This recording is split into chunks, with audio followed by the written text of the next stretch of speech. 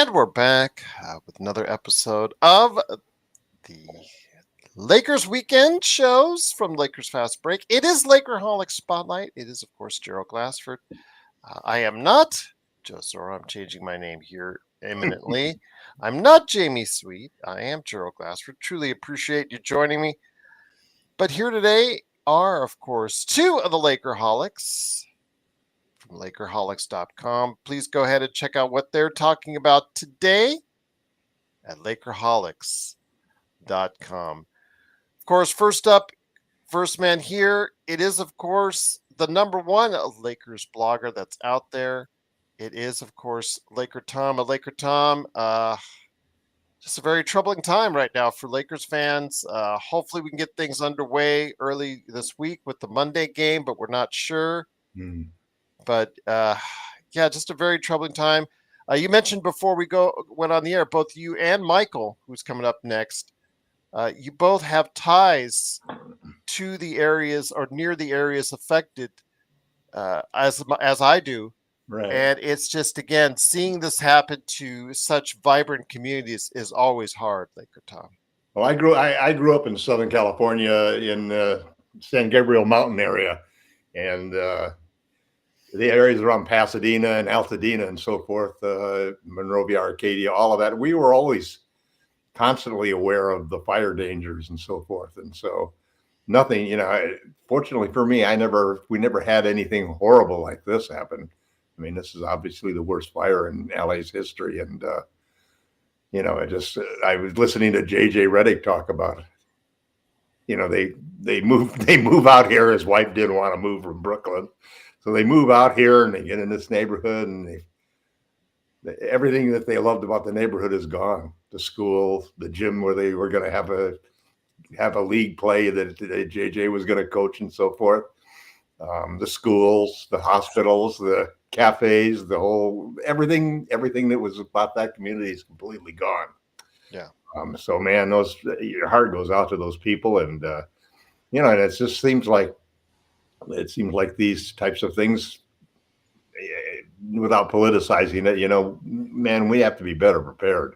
The Lahaina thing, and that people in Hawaii, Jesus, these types of fires and disasters happening and so forth. It's a brave new world.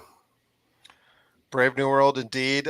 Again, I saw the community in Lahaina after it had been devastated by a fire, and just saw where the wave of the fire hit as far as what part of that beautiful area, and to see it ravaged like that, it just reminds me of what I'll probably see when I go down probably later this year. I usually go to Southern California a couple times a year just to see family and friends, and just been checking in with them all day.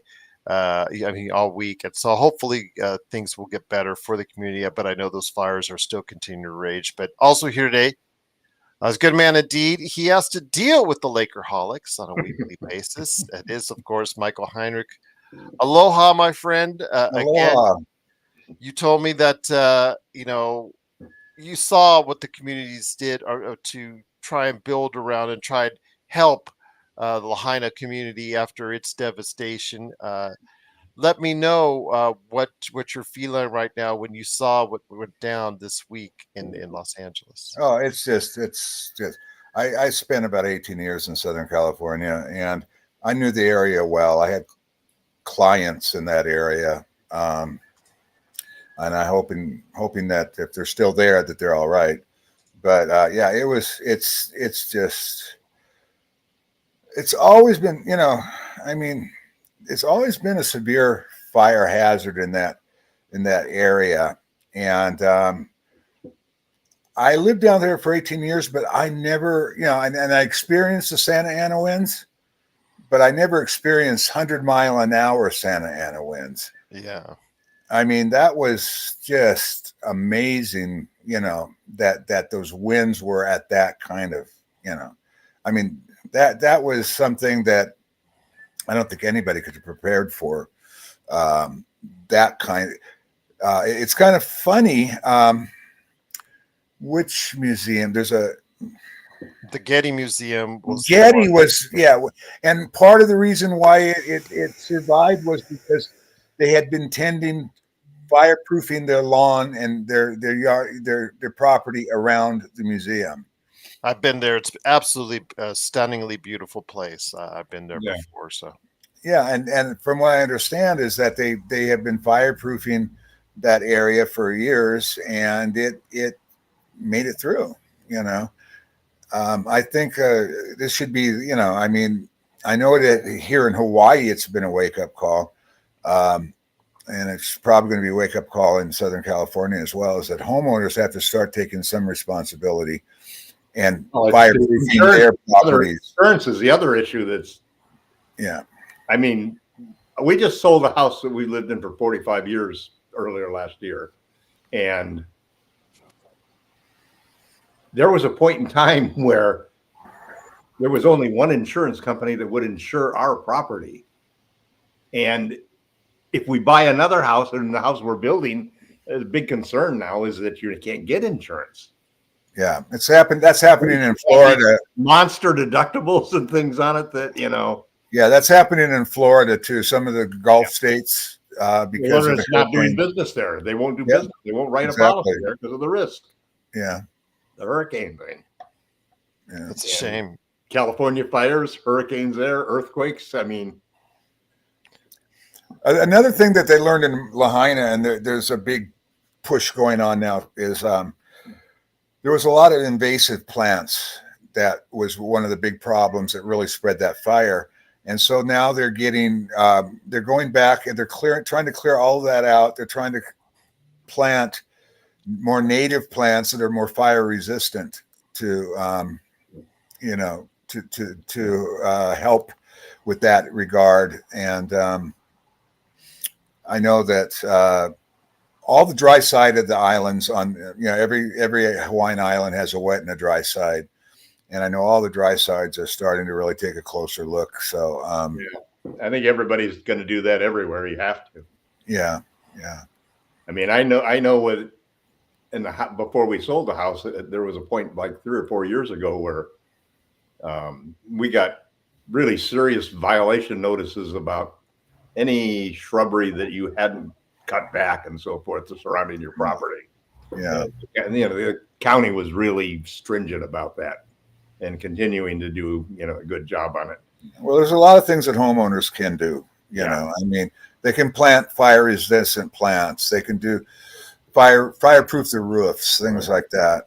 But you know, these houses are so damn close together, man, and in most of these neighborhoods that get hit, that, you know, I watched a little bit of a time release thing where they slow mowed it down so you could see the fire take over, and it really wasn't slowed down very much because you could still see people walking around and you know, the fire was chasing people out of neighborhoods. Yeah. Well, I saw pictures of, you know, trees and stuff on fire, and the wind was so heavy that those trees were like almost vertical, incinerated instantly, and the ash and the ambers were just, you know, just like a sparkler, you know, like it was like a 4th of July sparkler, you know. It was just it's terrible. You think we're going to play Monday? What's the you know, I don't know. You know, I know they don't want to keep postponing a lot of games because it makes it tougher later in the year to make them up. Right. You know? I've already said that they should have moved the games if they did not want to play them, because I know the Lakers themselves yesterday in practice wanted to play. Yeah, we have an easy schedule. You don't want all those games just dumped to be happening somewhere else at some point in time. Wouldn't it be scary? Okay, you guys play the Oklahoma City Thunder an extra game or two instead. Like, yeah, that would be great. Yeah, no, that's not going to happen. It has to be the people that are playing. I'm just kidding. But I had proposed, and we talked about this on the shows during the week, about utilizing alternate sites. We mentioned the Honda Center probably being the best one logistically because of its proximity to the freeways in Orange County. Would probably been where I start. It's far enough away, but yet it's still close enough to where that could be possibility. The smaller venues in Bakersfield, Palm Springs, I guess you could use them in a pinch, but you're not only going to get about 7,000 to 8,000 people. I mean, you could go all the way down to the San Diego Sports Arena. I guess you could do that, but even come up here to Vegas if you want and talk to the T-Mobile. Although it was kind of curious why the NFL decided to hop over Vegas and go all the way to Arizona for its Monday night game that they moved. But I'm worried how many games might be postponed to this because the Lakers want to come back on the court. They want to be a distraction for the community, yet the NBA is insisting on continuing to do it. They have viable options. I'm sure all they have to do is make a call to certain venues, whatever that be, just make sure it logistically works, schedule-wise it works. But I think there are things that they could do outside of just postponing game after game after game, Tom. Yeah. Well, we have games every 2 days now for the next week and a half. So, it's... I don't, I don't know what. If it's not Monday, then we got a Wednesday, Friday, Sunday, Tuesday, Thursday. It goes on like that. Inglewood and for the Clippers and crypto for the Lakers, they're not in a hazard area. It's a fear. It's a fear that resources that might be used otherwise would be utilized for a sporting event when there's a tragedy happening. So I think you got to be sensitive to that, and then it says something about the economics of who gets hit in these different fires is also quite different. People in Pacific Palisades are probably a whole different level of economic stability than the people that happen to be in Lahaina in that area that was hit there. Not necessarily. Lahaina was a pretty. That's true. There was a lot of money in Lahaina. Right, but those houses that JJ lost, for example, that's a big different story. I mean, it's still a tragedy. It's all of the things that you've accumulated in the marriage and the kids and everything else, and poof, it's other than what you can drag out before when they said evacuate, they're gone, man. It's been rough. It's been absolutely rough for the community. So our hearts are with them. If you do it helps Bando though, because he gets a little more time. He'll give her a few more games. Helps LeBron as well. Yeah, we saw what happened after LeBron had that 9 days off. This is a silver lining, man. I'm telling you, this is a silver lining. I would rather not have the silver lining and have all this. That's the truth, but that's the truth behind every silver lining, Gerald. So let's go ahead and silver lining. It's too bad. So let's go ahead and talk about Jamie Sweet's favorite player, as we have him and I have gone back and forth over the past week. The savior for all LA Lakers fans, according to him, in Jared Vanderbilt. He has practiced. He was actually optioned to South Bay so he could practice with them. And then before lunch, he was optioned back up to the big club. So don't read anything into that other than he just wanted to go ahead and practice with the team and just get more practice time. So he practiced with South Bay and the Lakers concurrently. I want to hear your thoughts, Tom. I am not convinced Vando can really help this team a whole lot. What I saw over the course of the time last season, there were 2 weeks where he was really bad and 2 weeks where he was good. He was okay in the dunker spot when finally Ham decided to move him and utilize him in a space where he's actually a lot better than where he was at originally. But his defense during the regular season, his defensive skills are more prominent. In the playoffs, it does get exposed and he does get played off the court. But for the regular season, he can provide something that the Lakers need defensively. And for a poor team on the defensive end in the Lakers, I get it. It's a nice ad, but Jamie says there's a lot more Vando can give. And I'm like, he's in his 7th season, I believe. What does he go from a career 6-point game player to 7? Some guys are there's certain players that basically their careers are always unfulfilled, and you have this high expectation, this high promise that never happens, and a good portion of it, it's one of the traits that you find with a certain group of players, that it's injuries that are always the excuse for why they haven't been able to break out. I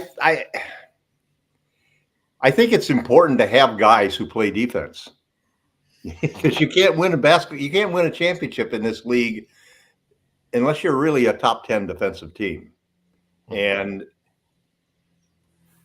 the Lakers have only one really two-way player. They have two two-way players, because LeBron could be a two-way player. It's just that he can't do it all the time. And if he's going to rest, he's going to rest at the defensive end. But the other three guys that you put in there with LeBron and AD basically have got to be players who can play defense. Because we saw one of the things, the other guy who's got a little bit of a silver lining because of this delay is Austin Reeves. Because I have never seen many NBA players get picked on so perfectly. The way the Mavs and Jason Kidd had those guys, they had him on wheels the entire game, and he could not escape. And then when he wasn't on wheels, the next guy on wheels was Dalton. And that's the problem. When you get a team that has players that can beat you off the handle and shooters that can spread the court and create spacing, it's a really difficult situation to hide a player who can't defend his position, especially when it's a ball handler. When it's a guy who's supposed to be a guard, who's supposed to be able to have some perimeter defense and have some point of attack skills. So what I thought was crazy was this whole idea of, we're going to play small ball with Vando and Dorian as the centers, Man, that's fine against certain teams where you can do that and play somebody off the court, Yeah. But the other side of it is that I never saw that in Vando. He was a guy who basically passed the ball when he got it passed. I don't think the plan is to play Vando at center. That's the craziest idea I've ever heard. Yeah, his position is what he can defend, and what he can defend is not a 4 and 5. It's a 2 or a 1. That's who he can defend. The team is getting killed with Rui at center right now. Yeah, and the last thing we need is more guys. I mean, we have a whole bunch of power forwards that cannot guard up. That's the difference. There are certain guys that can guard up. Like, I'm not a big fan of getting Bruce Brown because he's not a good offensive player in my mind. He can't shoot, but he can guard up, man. He can guard 2s and 3s and even some 4s, because he's really aggressive. He's got a low center of gravity, and he uses his body. He knows how to get into people, But we need another big, even if it's just a defensive big to take the minutes when the AD is on the bench. That's fine. I'll take that at this point in time. I'm dreaming of getting somebody who could start alongside him and fill the backup spot. That's what I think Kessler could do. I don't know whether I would give him to those 2 draft picks, but I'd sure give him 1 draft pick in the protections, and I might even throw in some second rounders. Well, let me go back to Michael real quick, and that we'll discuss all those trade scenarios here in a little bit, because I know that everybody comes to the show to hear your trade scenarios and all that. Michael, your thoughts? Vanderbilt is on the way back. I would say probably. I think it's going to be a solid addition. He's a good defender, and like Tom was saying, he can guard 1 through 3. The hidden gem with him, though, that people don't always talk about, the guy's a terrific rebounder, and we really need help with rebound. He averaged for his career, he's averaged 6 rebounds a game in 20 minutes. What's Rui average? Rui averages like 4 a game? 5.5. 5.5 a game? Yeah. I mean, but as YYC though says, his problem is on the offensive end, Michael. Yeah, but you know what? There's been a lot of guys in the NBA that hasn't been great offensive guys that are really good defenders. It depends on the mix of your rotations. you know, and how you're, you know, who you're putting him in with. When he was playing the dunker spot, that's a nice spot for him. And I'm not looking for him to come in and give us 35 minutes a game or anything like that. I'm thinking in terms of, you know, in the mix, especially when we need to shut somebody down, you know, and he's capable of that. So I'm looking forward to him coming back, especially on the, you know, his rebounding is sorely needed. I mean, you know, Rui's doing a good job on the boards. And if they counted tip outs, he'd be in the top of the league with those. He does a really good job of knocking the ball out. Finney Smith is not a great rebounder. That's never been a part of his game. So bringing in a guy, you know, in that forward slot that can get you some boards as well, it's going to be nice. I'm not Jamie nice, but I'm not probably. I'm probably, instead of being between me and Jamie and Tom right now, I think I'm between Jamie and you, Gerald. So I'm somewhere in between. Again, I know he can only bring so much to the team because of his limitations.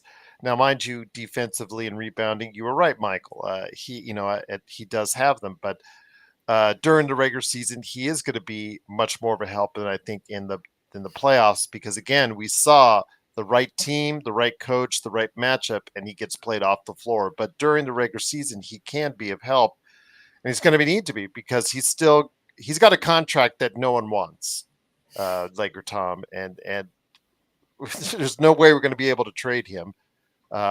Sure. Can't attach. No, he's got $10.7 million in salary, matching salary. For 3 years more. 2 more years after the Three more. He's got a 2 years and an option.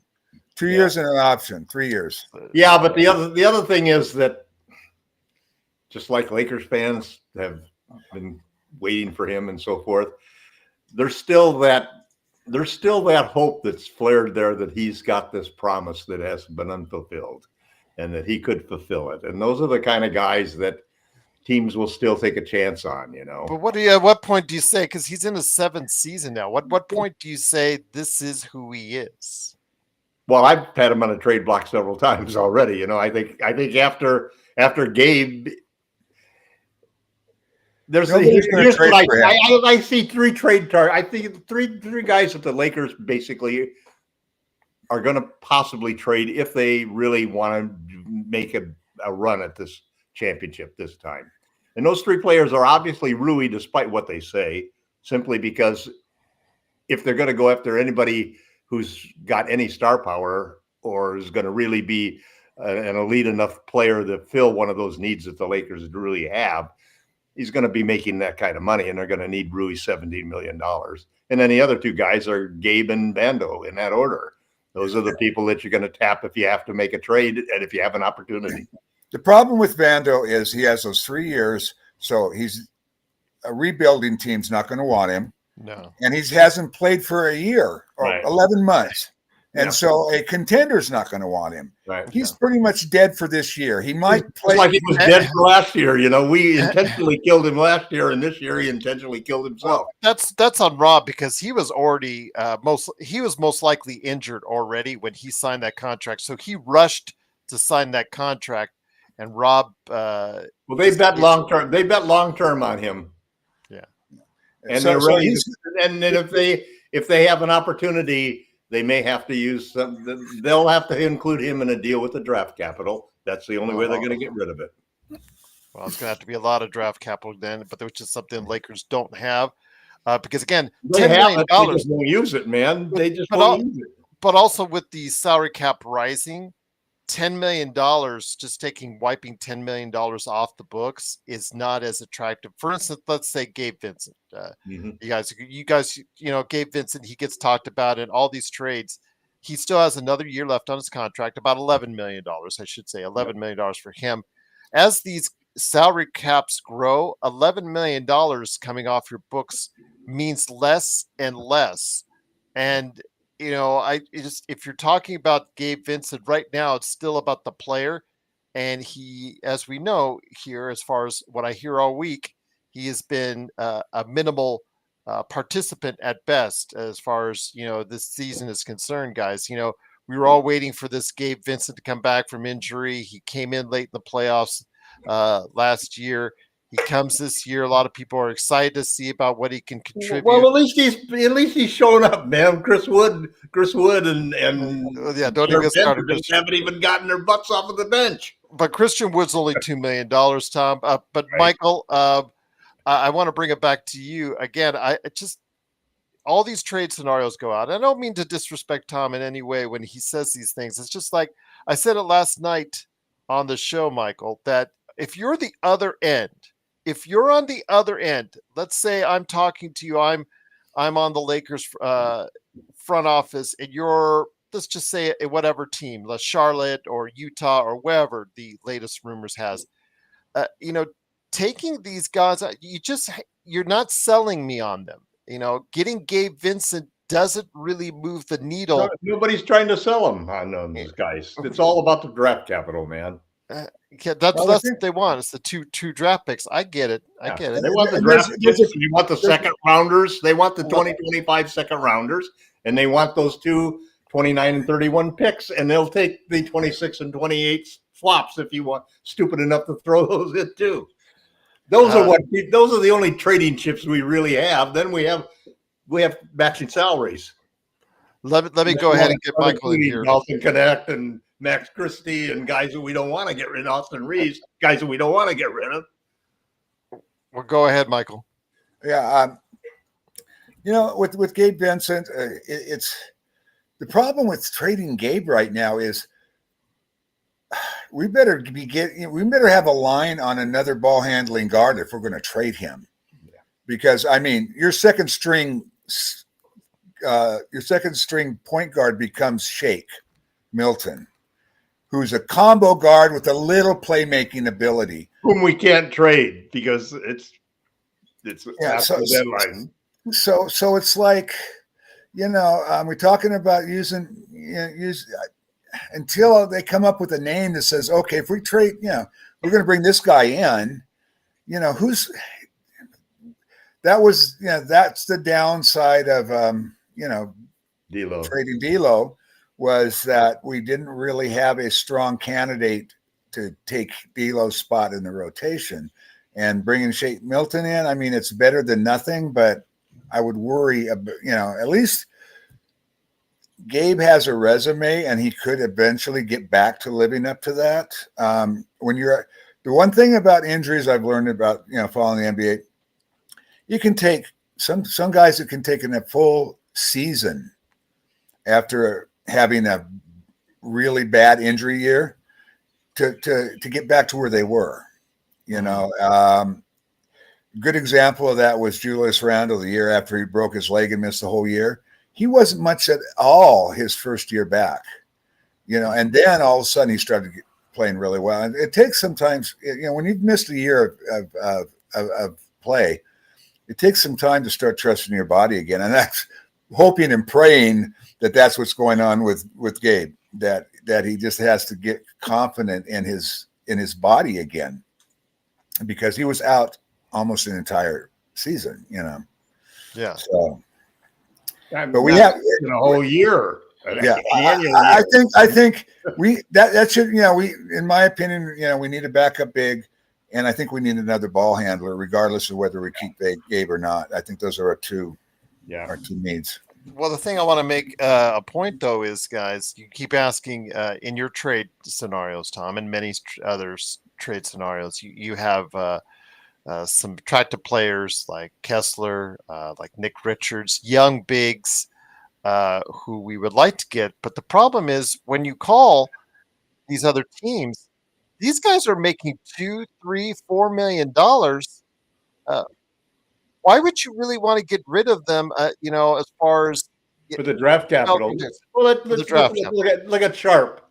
It's a perfect example. Day'Ron Sharp. Apparently, the asking price for him is 2 seconds. We're definitely a candidate. That's all we have left. So Yeah, but the seconds that we have are both for 220 for 2025. yeah, Which is yes, they are. the year that everybody wants picks.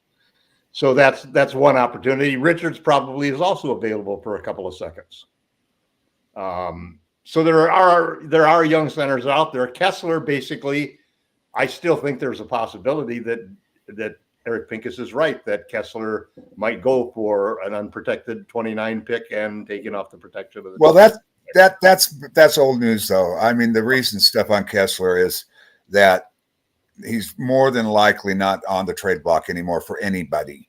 That's possible, but you don't because know. Basically, because Tom, here's the deal.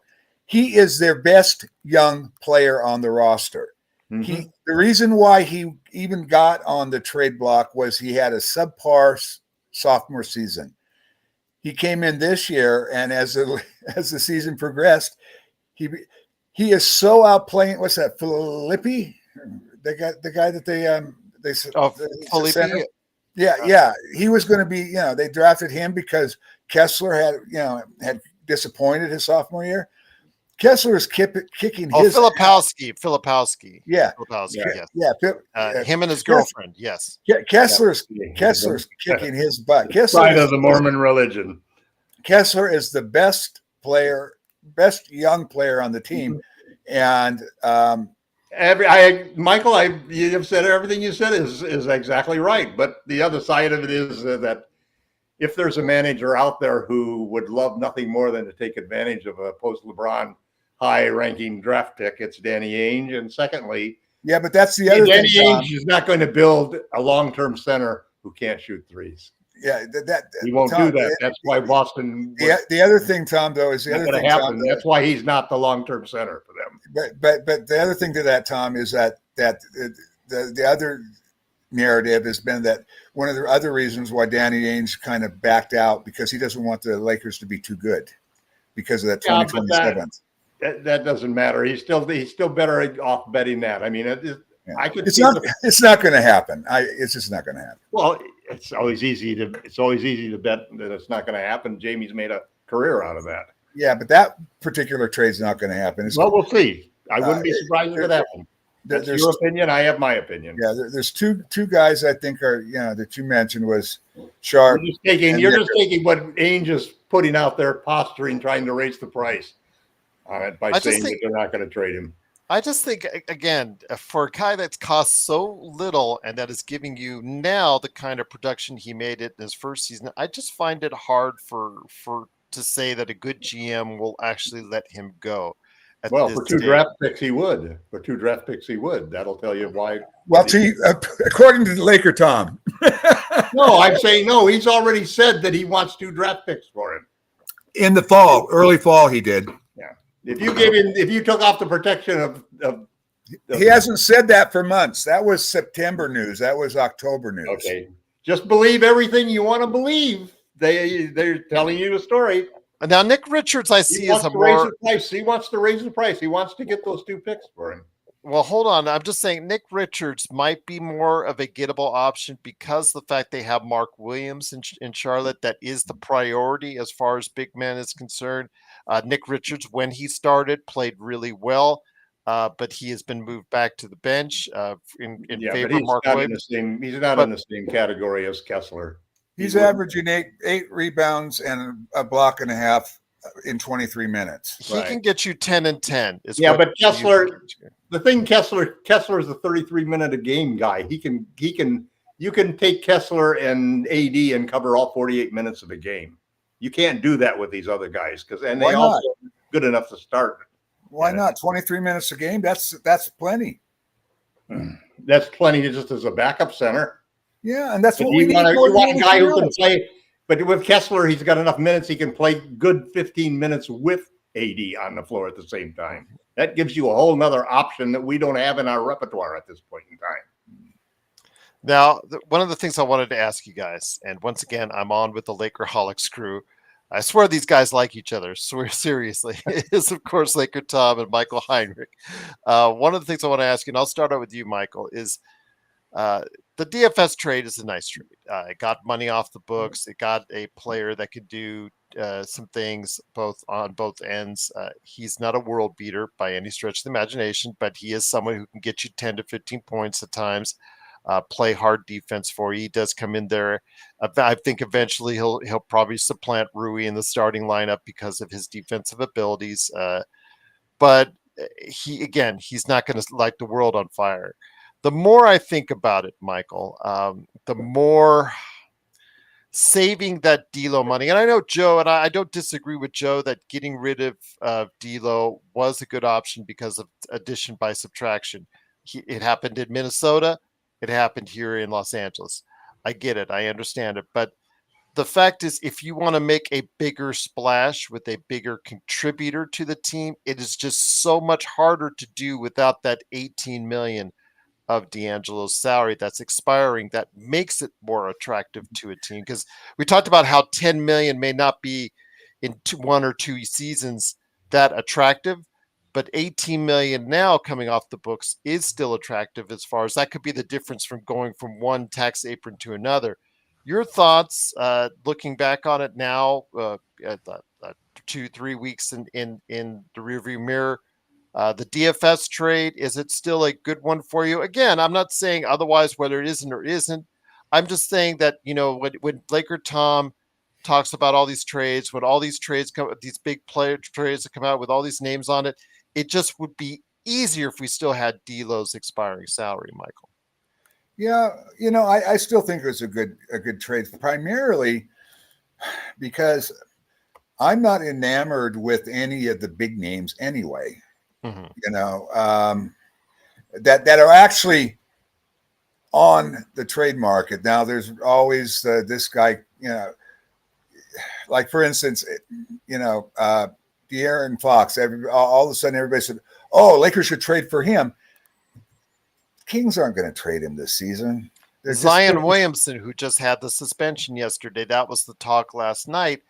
And if you're New Orleans, do you really want the package right now that they want to send? I mean, I think I would start and stop with Austin Reeves as far as him being included in the trade. Yeah, I just don't. I'm not enamored with any of these guys.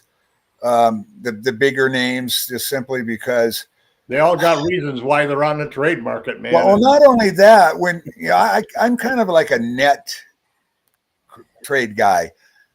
I not only look at first of all, I look at what the guy that we're trading for can bring to the table, and then I get a little bit more realistic, try to get as realistic what he's going to be here.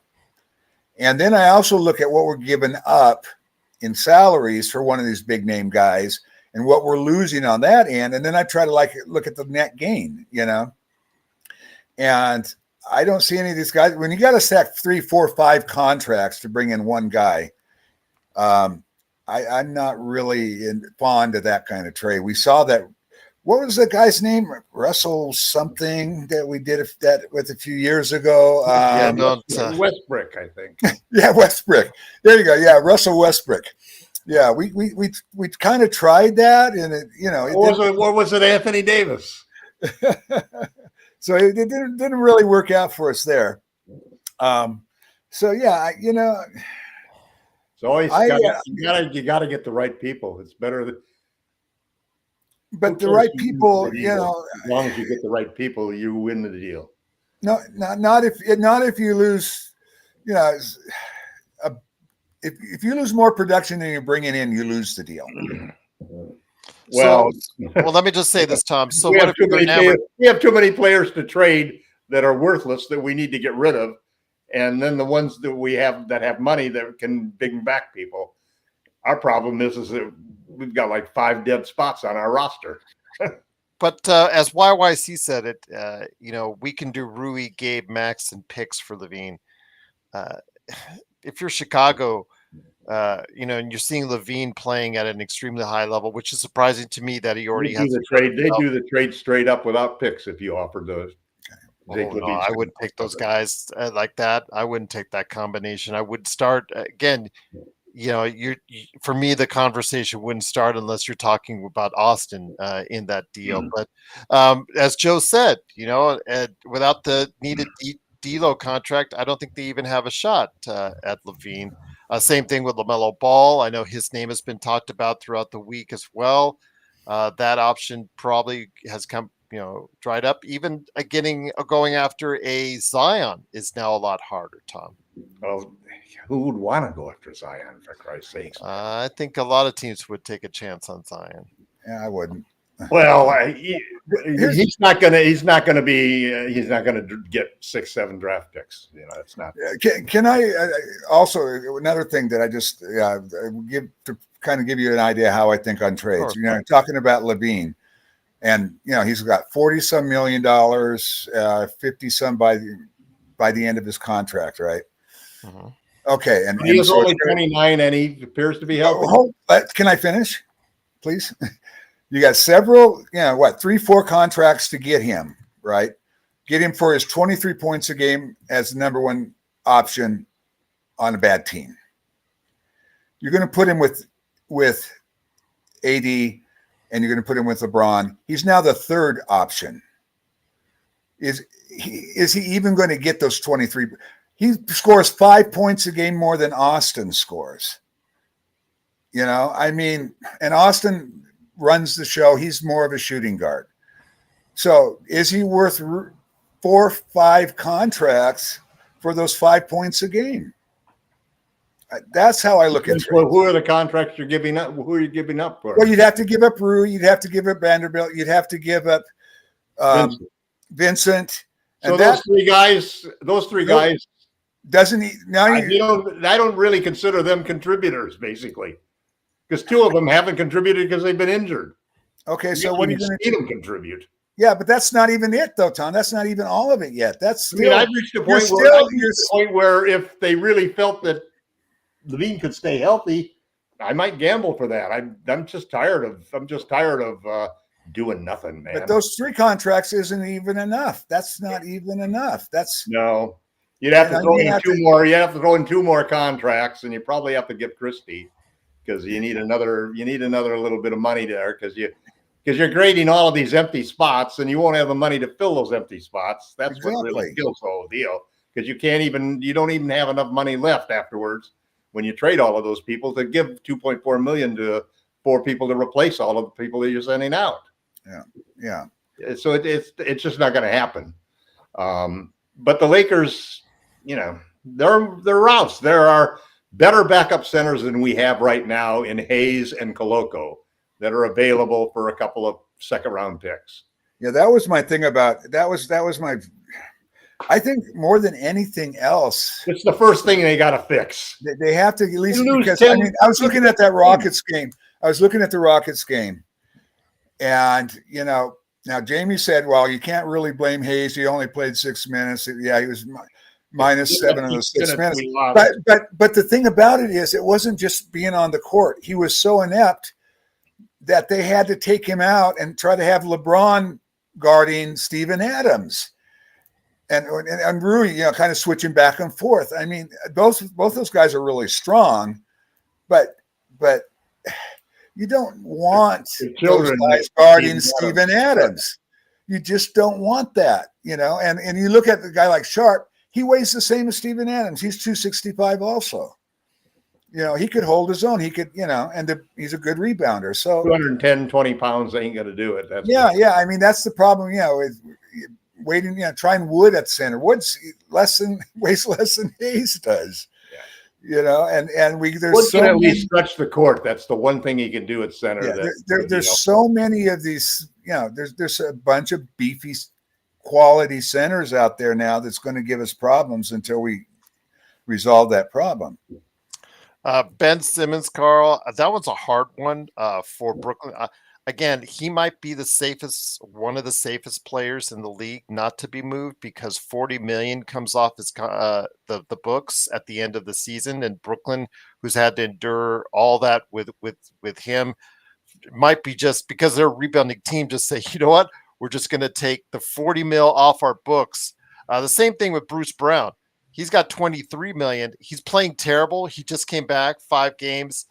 So any Bruce Brown trade, you got to realize he's playing terrible at this point in time. He was disappointed last year as well. Yeah, he didn't play well last year. And he's got $23 million coming off the books. So these teams that like Brooklyn and Toronto, if you're coming calling for Ben Simmons and Bruce Brown, you got to realize that's a lot of money coming off your books for next season. Nobody's gonna trade for Ben at this point in time. I mean, no, but I just Carl mentioned it in I'd love to get Ben though. I actually would love to have him as a project. But we can't even get him as a buyout At a minimum salary, it would be wonderful. But wait for the summer, Tom. You can sign him as a veteran minimum. Yeah, but we can't even sign him as a buyout guy, because remember, guys, if you're in the tax apron, the first or second tax apron, I believe the limit is $15 million. Only the second apron people are excluded. No, the first are also, the second are excluded, but the first are. Well, hold on, Tom. Hold on. I think you need to do some research on this. Hold on. That was like the 2 draft picks that you were. There's 2 second rounders you didn't have. First apron can't go above the. Claimed. I never claimed. Can't go above the. Jamie was on that all last week saying we didn't have. That's Jamie. Remember, I'm not Jamie. It's all bullshit, and this is bullshit too. No, that's the rule. No, the first tax apron, if it's about 15 million, isn't that correct, Michael? It's we can whatever the MLE is. I don't know exactly what it is. You can't go. You can't over that. But you can't sign a player that was over the MLE. Yeah, that's signed. Like, for instance, D'Angelo Russell. D'Angelo Russell earned $18 million. If you're a first tax team, could not get him. Cannot get him. Yeah, it's only the players that are under that first tax. Only the second apron people are denied completely for anybody else. Not tonight. Completely. Minimum salary players, we can sign as many as we want. I'm just saying, but money under the apron. We're talking about players that are above the MLE that are bought out after the trade deadline, that earn 15 million and over. That the first tax apron teams cannot sign those. How many players do you think are going to be on that list? Well, Ben Simmons, D'Angelo probably. They're not going to buy Ben Simmons out. Well, he might want to buy out to go $2 million buyout to go to. But I don't know who has $40 million. Most of the contenders are within 20 million. He's going to get half a season for the second half. They were talking about D'Angelo might not get bought out simply because there's hardly any contenders that are under that first apron. Right. We're the only if you want to call us a contender. The only people under the first apron. We're in the first apron. We're not under the first apron. We're in the second apron. Right. Yeah, so we're limited on our options. That's all I'm trying to communicate out there, is that we're limited on our options. And not a limitation, because there's not going to be anybody in that category, I think, that comes through. Okay. I don't expect anybody to be I don't expect anybody to get waived that's making over $15 million. Okay. All right. Might happen, might not. And if they get waived and they're making that much money, but what they do is they teams that are going to be more attractive landing spots for them than the Lakers.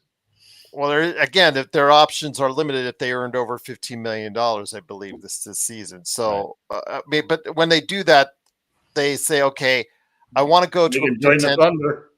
I want to go, to the there you go, Thunder, indeed, or Detroit is also a or the Cavaliers.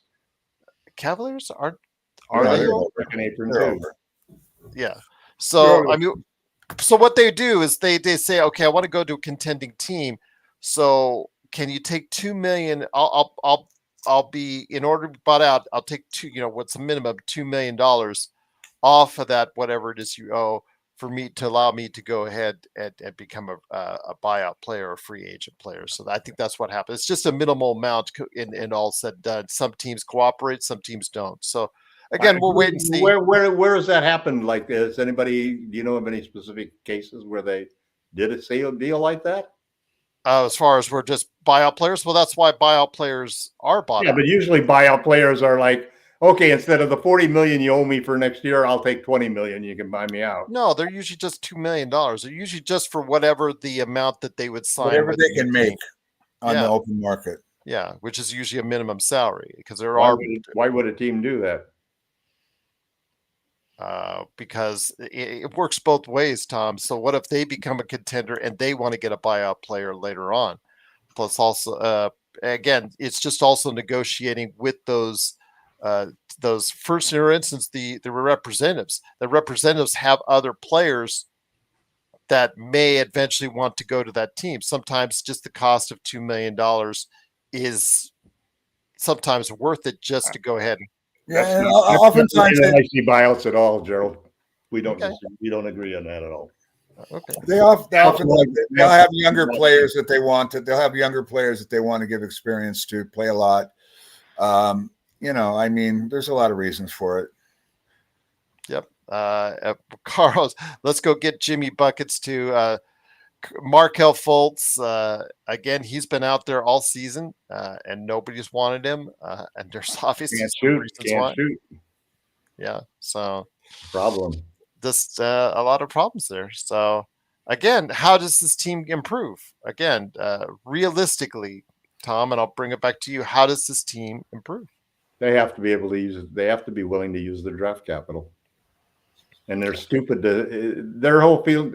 You have a choice. You use your draft capital now to take advantage of what you have and what opportunity you have, even though it's a long shot. Or you try to save the draft capital because you're still not going to be able to compete against the San Antonios and the Oklahoma City teams because they have so many draft picks that they can dwarf anything that you even want to do. So your only way you can improve is to build with what you have by using those draft capital to plug in the key holes that you have. And the two key holes that you have are a point of attack guard who can shut down in perimeter and a backup center to prevent losing points when you take 80 to the bench, or he takes a game off, or he gets injured, for God's sakes. You have that, and you have two draft picks that you can trade, and you have two swaps that you can make, and you have two second rounders. So I think I think what the Lakers will end up doing is they won't use any swaps. They'll keep one of the picks. They'll trade one of the picks and two second rounders. So look for one guy that they can get with a pick and one guy they can get with two rounders. And we know what the two needs are. So shuffle the players around and hopefully we can find a sucker who will take the deal. So you're hoping you'll find a sucker. Okay. Well, because I think the other side of it is that Rob Pelinka is more than willing, because he's got Kobe's ghost protecting him. He's more than willing to just say, what the fuck? We'll just go on until next year. We'll kick the ball can down the road and we'll just keep saving these picks and we'll just keep doing it and we'll just live in limbo for 3 or 4 years. We'll talk LeBron into playing another couple of years. We'll give Bronny a starting role so LeBron will stay.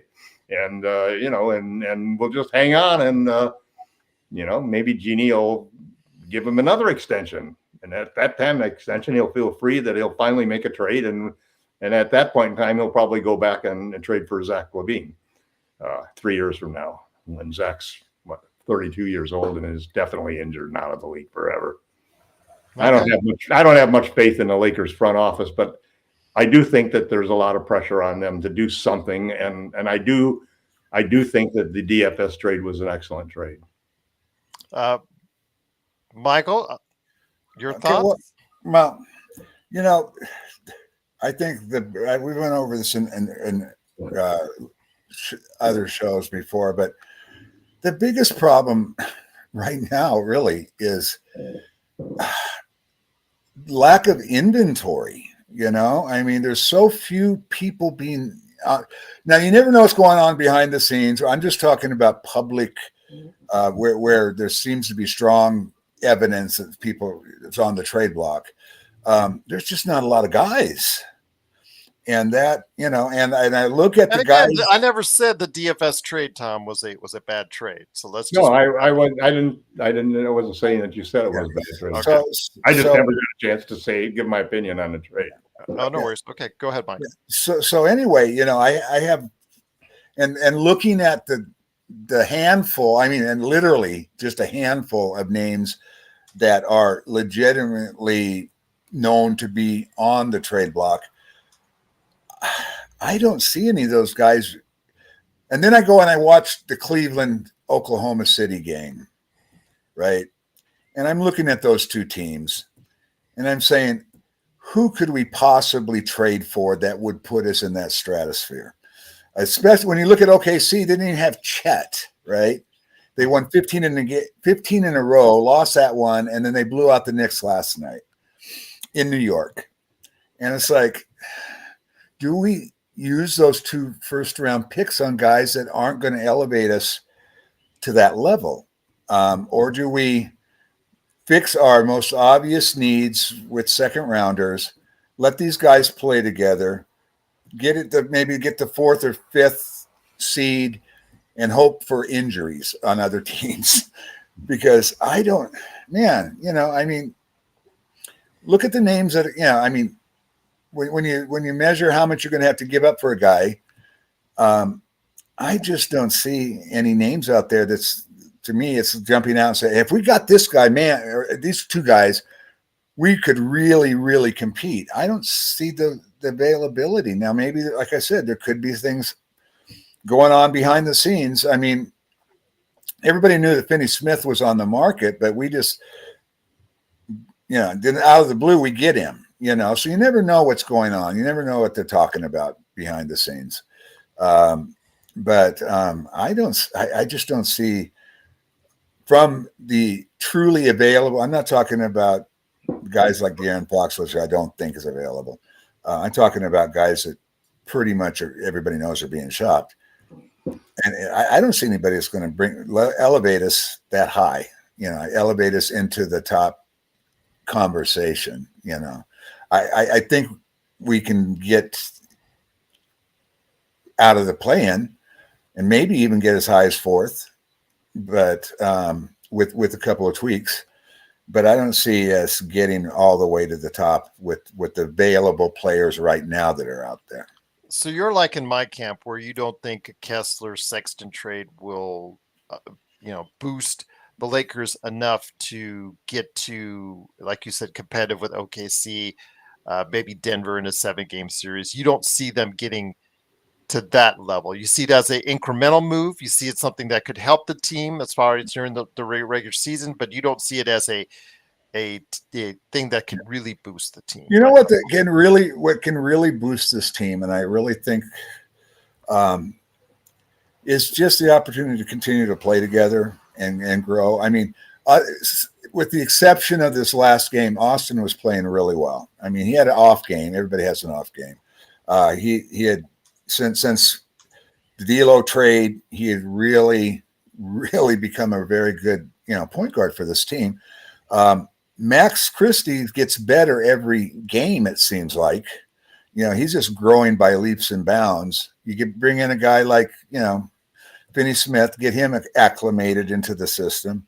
And then you fix our backup center position and maybe try to find a secondary ball handler that you can bring in. And I think that team could, compete for one of the top 6 spots, maybe one of the top 4 spots. But the Kessler, I would give up a first-round pick for Kessler. I really would. Mm-hmm. But I just don't see him being on the market anymore. And then I like Sexton, but he's not a good defender. He's not a good defender. He's a little bit more consistent of a scorer than D'Lo was. He just gives somebody another Austin Reeves to attack on the other end of the court. Yeah. So I think that I'm with you. I don't think that trade, even if it could happen, I don't think it would elevate us up to championship level. Now, that said, I want to be in that top 4 because you look at what Boston last year in their championship run, every team they played in the playoffs had their major star hurt. They waltzed all the way through because, and even the Pacers after they lost Halliburton gave them hell. So, and I'll say this, and in retrospect to you, what you're saying, if Shea gets hurt in OKC, that changes their dynamic, no matter how talented a roster you think they have. Exactly. And when we made it to the Western Finals, one of the reasons we made it to the Western Conference Finals a couple of years ago was because of all the injuries in the Western Conference. there was a ton of injuries that year. A lot of guys were hurt. We So- also match up very well with Oklahoma City. We do. Well, we'll see because We'll we see haven't, after Chet changes that dynamic. we haven't seen them with the Chet Right. and Hartenstein combo yet. Mhm. You know, we match up pretty well against Chet alone, but we haven't seen them the Chet Chet and the Hartenstein combo yet. And we don't know if they're going to make any moves before the deadline. Yeah, they only have like 30 draft picks for the next 5, I 6 know, it's years or something like that. ridiculous. Yeah. Yeah. So, but the thing about those draft picks is, I mean, they're useless if you don't have enough space to put the draft guys with. So they're going to have to decide what they want to do with those picks because they can't just keep using them every year because they don't have enough. They should offer like 10 picks for the first round pick for the next 3 years. Yeah. You like the number 1 pick for the next 3 years. Here's our offer. Yeah, so they're going to have to decide what they want to do with those picks because they have too many picks. Yeah. Like for instance, next year they have 3 picks in the first round. Yeah, what are they going to do with 3 first-round picks? They don't have 3 roster spots to put those guys. Well, that's what I'm saying. So obviously they're going to probably do the proverbial kicking the can down the road. Where Trade their picks for older pick for Yeah. down the road. So they're going to probably do something like Keep that. the repertoire intact. Yes, keep the war chest intact indeed. So again, and the thing is with OKC, What fun would it be to be the general manager? Well, you know, and I get a lot of crap. It's got to be the best job in the NBA right now. I get a lot of crap for complimenting Sam Presti on it, but this is a team that was in the playoffs in the bubble to show how quick the turnaround has been for them. I'm just saying, he's also a team that at one point in time had James Harden and 2 other superstars. For all those people out there that say blow up the Lakers, like I have in recent times where I've said blow up the Lakers, blow up the Lakers, blow up the Lakers. I just don't trust. The thing is, okay, let's blow up the Lakers, but then you have Rob. But who's going to do the blowing up? Who's doing the blowing Kobe up? guiding him through on that as far as hire a new general manager to blow him up. I might agree with you. It's you're like right, Gerald. The existing crew would be the last people I would trust to blow it up. So you're damned if you do, you're damned if you don't. Right. You have a team. You're probably not going to be able to put the right trades in place to get you to the mountaintop. If you blow it up, you still have Rob and the ghost of Kobe, as you say, guiding him. And that's just got to go all in. You got to go all in all the time. That's can I? One thing I've been thinking about though, and in 2 I think LeBron's going to be like next year will be his last year. I just have a feeling, right? Yeah, I have the same feeling. In 2 years, we will have $84 million on the books. And the first and the second apron will be $225 million. And we'll have a bunch of guys, younger guys, that we'll have a core of guys in their late 20s to mid to late 20s, along with AD and maybe Finney Smith, depending on what they do with his contract there in the summer. Now, you look at that in 2 years, you look at the free agents available in 2 years. It is a heavy class. And LeBron said something interesting. If they make it. He said it's an interesting thing a couple of years ago. He said, I will guarantee you that Luka's going to be a Laker. He was a Laker fan growing up. He loves the Lakers. And we would have we'd have a bunch of veterans under 30, his own age. And you look at what Dallas is going to have. Klay Thompson will be 37 on contract. Kyrie would be 35. And Luka's going to be 28. So, and you could not just get Luka. We have a couple of guys. Austin will obviously opt out, but you can sign your free agent and then sign and go over with Austin. So I don't know about blowing it up, man. I think that we'd have a better shot at a championship if we do it that way. You know, keep our young core together, let them grow, and then keep, in 2 years with $84 million, on the books. There's no reason not to spend the draft picks in that scenario, because you could even have a better team that would be more attractive to Luka. Yeah, but except for it depends on what the salaries are going to be looking like. Well, And who, we're only talking about. but who can Tom? Here's the deal. Nobody's going to go over the second apron. We all agree on that. Tom, here's the deal. I agree with you. I would spend a draft pick, a first round pick on Kessler, but other than him, most of the guys are late 20s, 30s already, and nobody's like jumping out. I mean, you've got the. I like Sharp a lot. He's very aggressive and he's got some size. Yeah, so I mean, and we could get him for a couple of picks. I don't think I would blow it up with that scenario, because AD, he'll still I think he'll still be in a prime year at 33. I don't think he's going to be over the hill at 33. I think he's going to be around for he's going to be relevant into 35, 36. And it seems like he's overcome his injury issues. I mean, he's played like 155 of the last 165 games. He's a better playmaker now than he was before. He's getting his 3-point shot back, and his defense is still elite. So yeah, I wouldn't. He needs more help, and he needs more help. I wouldn't blow the first round draft picks on guys that aren't going to elevate us to a championship level, but I wouldn't blow the team up either. So with that, it is, of course, the Lakers Fast Break. It is, of course, the Lakerholics crew. We didn't end up killing each other, so that's great for an episode. I think I've come out on top on that. But before we go, guys, I want you to Happy New Year, Gerald. Yes. Okay. Despite what's going on in LA, it's going to try to be a Happy New Year indeed.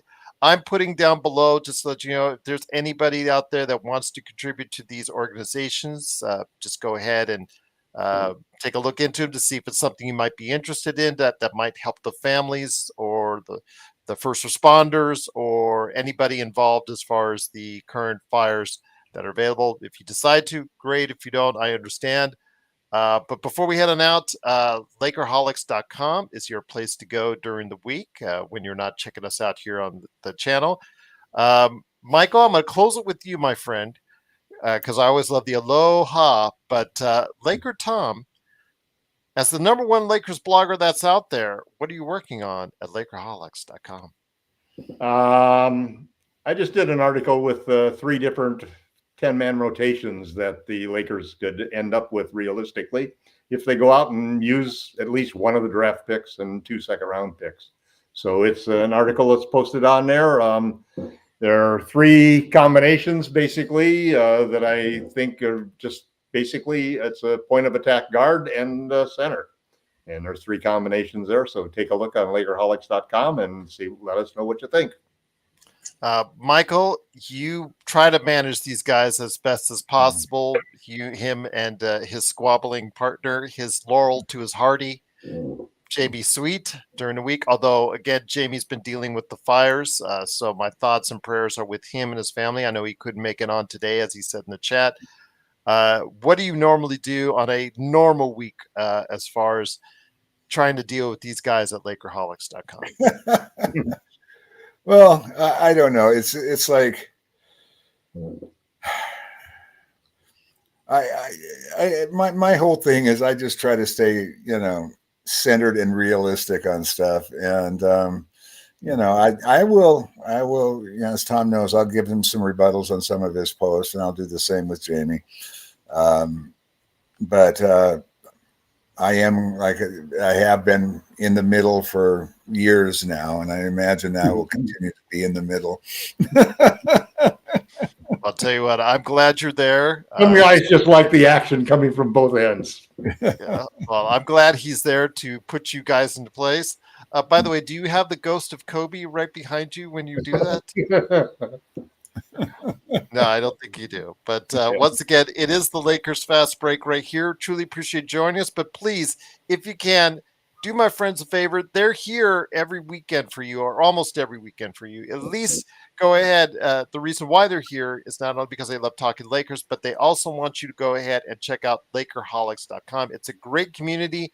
I've been a part of it. It's just absolutely the back and forth. They've got a lot of regular users there that also weigh in with their opinions. I think it's an outstanding place to go, and it's a safe place to go to as well. You don't. Well, Laker Tom might get after you a little bit, but it's okay. It's okay. It's okay indeed.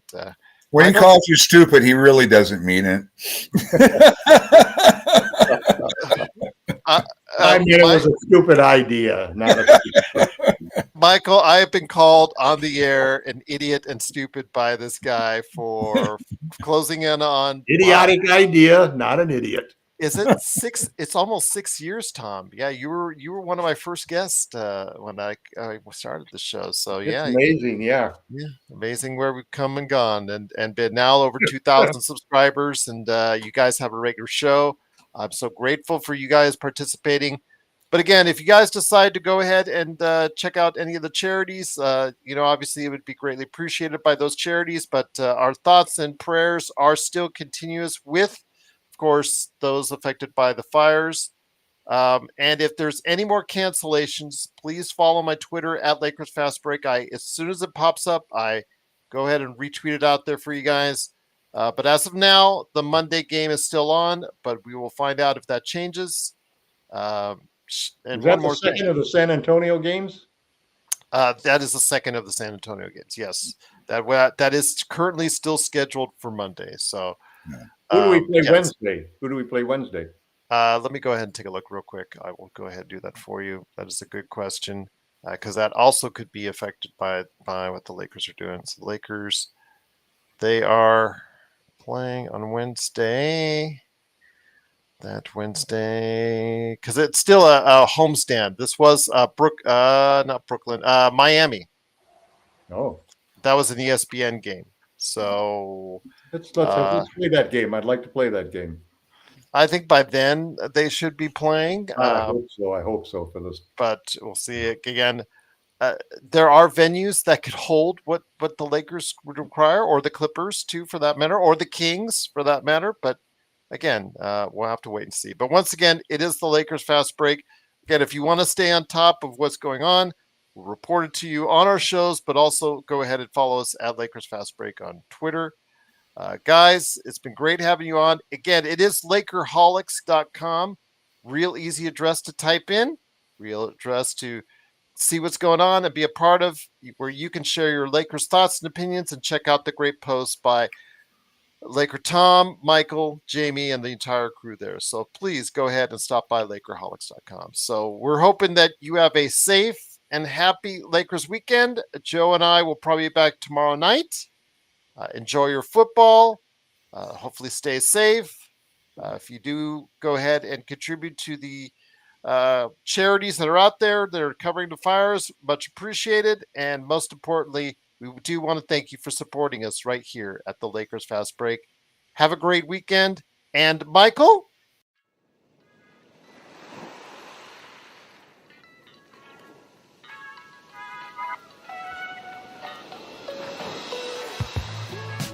Go ahead, Michael. You can say it now. Michael, you're there? Aloha.